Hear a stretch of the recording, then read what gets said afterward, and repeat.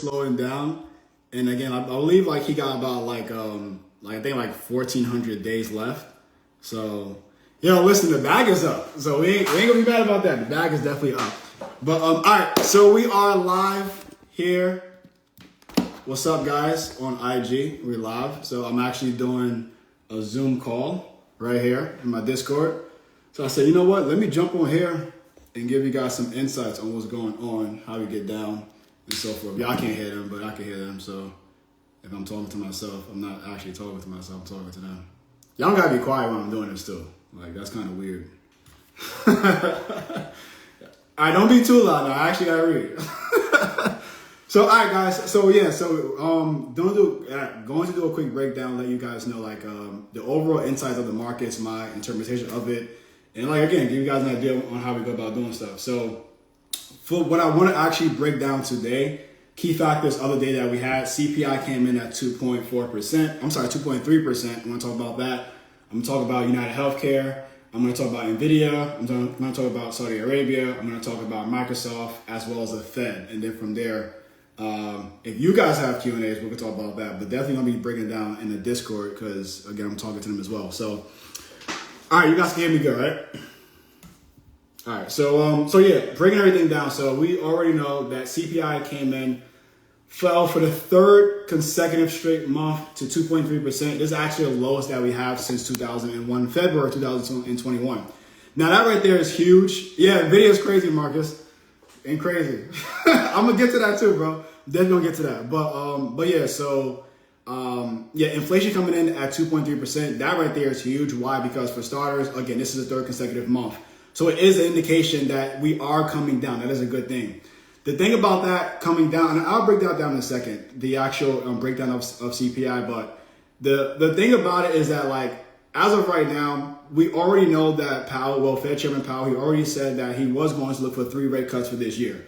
Now, with CPI coming in this good, we have a strong economy. We know that NFP came out. I believe it was 177,000 jobs was created for the month of April. That right there is showing us that from Powell's standpoint, let me take this off. From Powell's standpoint, there's no reason to go about cutting rates. Right now, the reason why there's no reason to really act quickly on it, and I do agree with him. I'm gonna get to that in a second, because I know, like, him and Trump, they be bashing heads of each other, mainly because, like, Powell's not a Trump guy when it comes to, like, he's not gonna be a yes man. However, like, at the end of the day, I agree with him. I don't think that we do need to cut rates. Appreciate you, bro. Appreciate you, man. But I don't think we need to cut rates. The reason why I don't think so is because if we cut rates too quickly, that is inflationary, right? So what that means is this: like, whenever you cut rates, you make borrowing money easier. When you make borrowing money easier, that right there is the idea that if money is easier to borrow, you're going to go about doing that. As of right now, we already know that. I believe that we have information that came out today saying that a majority of Americans are literally only making the minimum payment on their credit card. So that just shows you how bad things are when it comes to that economy standpoint of what they're able to produce. So with that, what do you say, bro? No, you can cover me up anytime. I'm good. You good too. But yeah. So with that as well. Now, the economy is strong. Like, we're not going to act as if it's not. The only thing is that we're currently dealing with a compounded inflation that we got from the last 4 years, right? So we already know who was the president, but we ain't gonna get to that aspect of things. But that's what we have, right? So we have the compound inflation from that. So Americans are struggling from that aspect of things. However, on paper, we can see that things are actually good. So again, I don't think that he's going to cut rates anytime soon. And again, like, as of right now, the first rate cut is expected to be July. It really is a coin toss. I think that if we get another form of great NFP, then on top of that, we definitely won't have a rate cut. I mean, truthfully, I'm gonna be real with y'all. We might get one in September, and we might get another one in December, or they might do September, November. They might do September, November. It's not looking likely that they're going to do July. Like, if you go see me Fed Watch too, that right there is a free website you guys can go to check out the idea of what we have set for the upcoming Fed decisions. As of right now, we have the next one, which is June 18th. That's coming at 91% chance they're going to keep rates paused. If you look at July 30th, that is right now a 61% they're going to keep rates paused. Oh, wow. That's not even the first cut.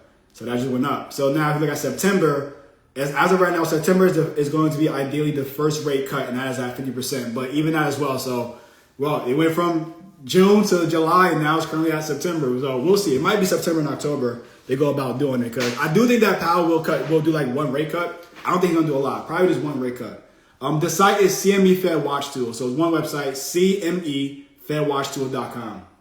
All right, so added to that, this part is very important. So we had earlier this morning that United Healthcare, they was down over 10%. Why? Because they had an unexpected announcement that their CEO is going to step down. I also put a reel out, so if you guys watching this right now, click the link below, check that reel out, leave a comment, share with your friends and so forth. But yeah, so the thing with that is like, that's not a good thing, right? So, and that's also a huge component of the Dow Jones. So whether you're trading a Dow Jones, whether you're trading US 30 or YM, that's a huge reason why price had dropped. All right, so then on the added to that as well, we do know that NVIDIA as well as Microsoft really pulled the markets up. Oh shit, I need to go with inflation. Wait a second, let me go to inflation. I'm going all over. All right, so breaking down inflation, we do know that, again, as I said, it came in at 2.3%, lowest since February 2021.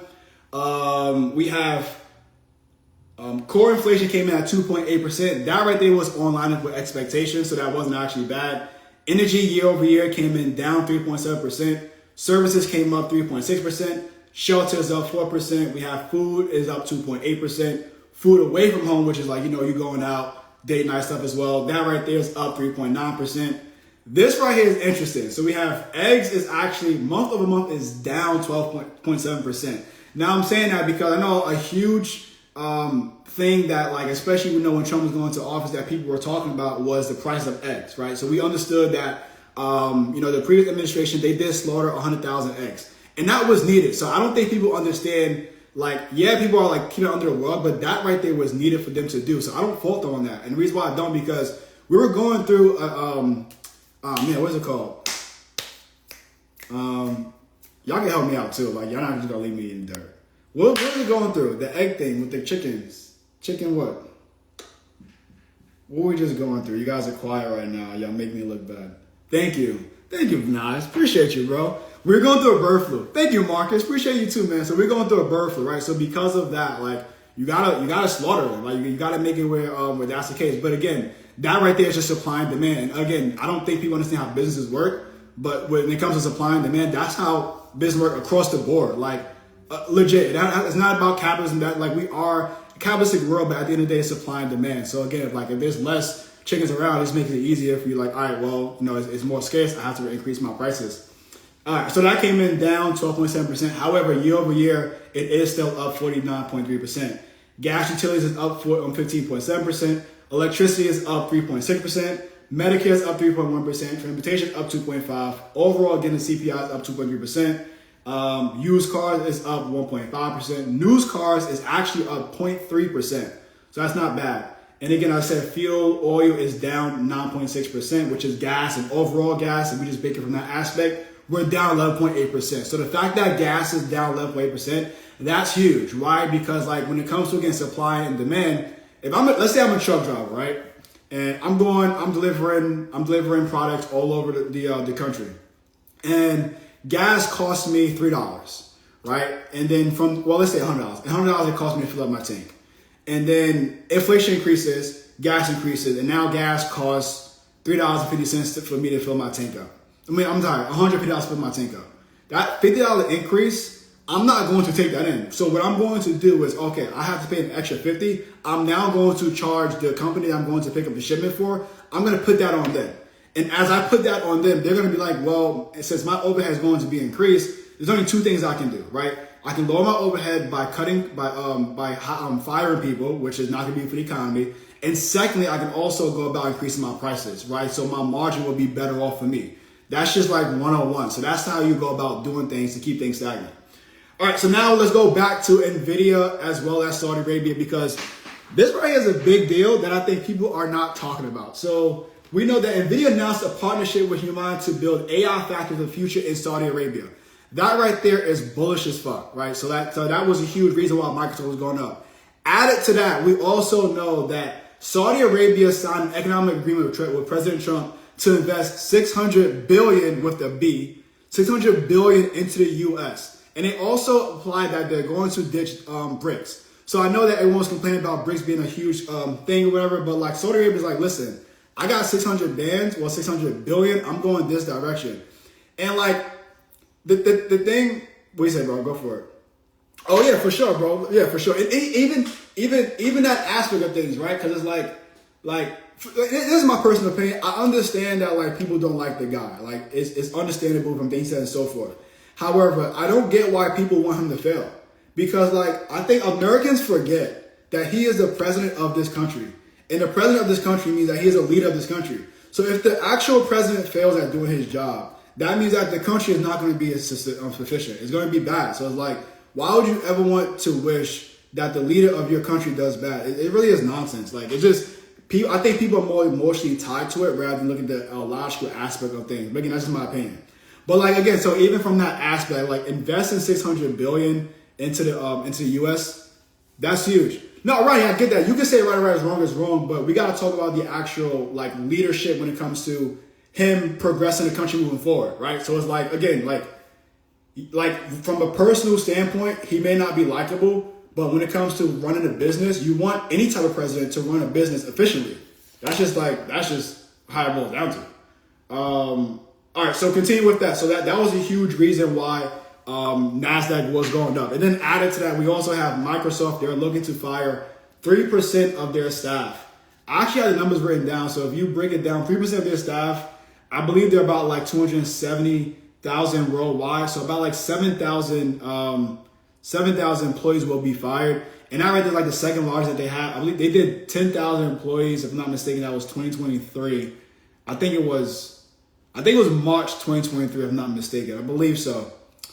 I could fact check myself, but I'm not gonna do that right now. I believe so. It was 2023. I'm not sure the exact month, but it was one of those time frames. But yeah, even with that, so like we have the second largest that they have, and from an economic point of view, that's not good because you do have an increase of people being laid off. However, from the actual stock market, that is good. Why? Because again, if a business has less overhead, that means they have more money to put towards dividends. On top of that, they have more money to help the business grow. And that's good, right? So like that's also, give us another example of how the stock market is not the same thing as the economy, right? The economy is based off of the individual having a job. The stock market is based off of if a publicly traded company is doing good. Continuing from that, we have tariffs. We can talk about tariffs. So yeah, I'll get to that. All right, so let's talk about tariffs. So we do know that as of Sunday, we have a 90-day pause for continuation of negotiation when it comes to China as well as the U.S. That took place in Geneva, and that is the reason why during London, Sunday going to Monday, the markets had a crazy spike. I think at one point the Dow was up like 900 points for the day. Shit was insane. But let's break that down because this right here is very important when it comes to like what's going on. Now, overall, I'm going to break down like tariffs, how it's going, I'm going to break down the inflation part of tariffs. I'm also going to break down the negotiating tactics of it, right? Because like overall, like tariffs are not supposed to be set for stone. They're set for a negotiating tactic. However, like there are situations where like things don't make sense, or like the consumer is going to be, with certain prices. However, there are situations which it doesn't, and like we're not going to be affected as well. So with that, like if we break down just the China and the U.S. negotiating tactics, most people were saying that we're going to lose this aspect of things. As I mentioned to you guys, as well as in the Discord weeks ago before we even started, I didn't see that happening, mainly because when it comes to tariffs, like at the end of the day, and people may say this is not true, but it is actually factually true. China needs us more than we need them, right? Well, to an extent. Yeah, let me say that, to an extent. So I kind of just like, I low-key cap. It's to an extent, but if you go like bar for bar, more likely China will need us more than we would need different aspect of things. Yeah. Now, China is increasingly growing from an economic powerhouse. However, they will still rely on us as well. So we break everything down. So the actual agreement falls in line like this. We have, it was a 145% tariff on China imports. That dropped down to 30%. Added to that, China agreed to lower their inputs for tariffs from 125% to 10% reciprocal tariffs. Also, Trump stated that he wanted the U.S. to have the upper hand, and it looks as if we are in that way. And then on top of that, like the way that we do business with China and China do business with us, that is going to start to change. Beforehand, like literally, and this is from anyone who does business in China, you really can't do shit. Like you go over there, it's like you really gotta like, it's like you're not really open to things. You're like more censored, and they can really take away all of your information and go about like producing whatever they want. And that's a huge reason why, like when it comes to China, a lot of things is more like I don't want to say copyright. A lot more things like knockoffs, like their version of certain things. Why? Because their intellectual property is like, all right, you can do business with us over here. I'm China. You can do business with me over here. However, it's like I'm taking this from you. You can't sue me for this. It's like it's gonna happen. So like again, if you're someone who's looking to grow your business from a global standpoint, and you see how well China is, you want to do business. It's like, damn, fuck it. Like I might gotta give up my intellectual property, but overall, I might increase my income by like 50%. So it's like, because like, all right, you know what, fuck it, I'm just gonna go about and I'll agree to those terms.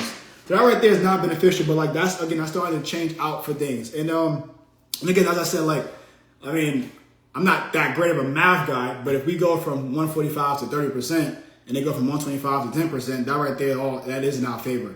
And then on top of that, Scott Bessent, which is the U.S. Secretary of Treasury, he stated that, like, I think this was like an ego thing. He stated that during this 90-day sprint or this 90-day pause, at any time, we could easily go about increasing tariffs. So again, like, he didn't have to say that. I think like he just wanted to be like, all right, listen, like, I just wanted to clarify that we won this deal. Like, I don't care what y'all think, we actually got the upper hand on it. So that right there is something that's very funny what's going on. But yeah, across the board, from a technical standpoint, that right there is like huge reason why the markets dropped. Like again, like right before CPI came out, as well as we had United, United Healthcare Group. Like, I'm gonna go to the Dow real quick. We were hovered over resistance. So that right there was like, it was nothing, nothing to note, but like overall news let you know what's getting into the market, and technical show you the market is going. Right. So as you guys can see right here, we are literally at, well, you guys can see. And actually, you know what? I'm going to sign off. I appreciate you guys for stopping in, but I gotta go back to this call. If you guys want to join the Discord, link in the description below, and I'll see you guys next time. Peace out.